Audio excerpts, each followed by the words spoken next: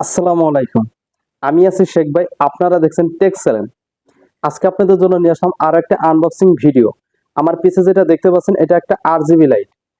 এই আরজিবি লাইটটার আজকে আনবক্সিং করব। এটার ভিতরে কি কি থাকছে এ টু জেড আজকে আপনাদের মাঝে এই ভিডিওতে শেয়ার করব।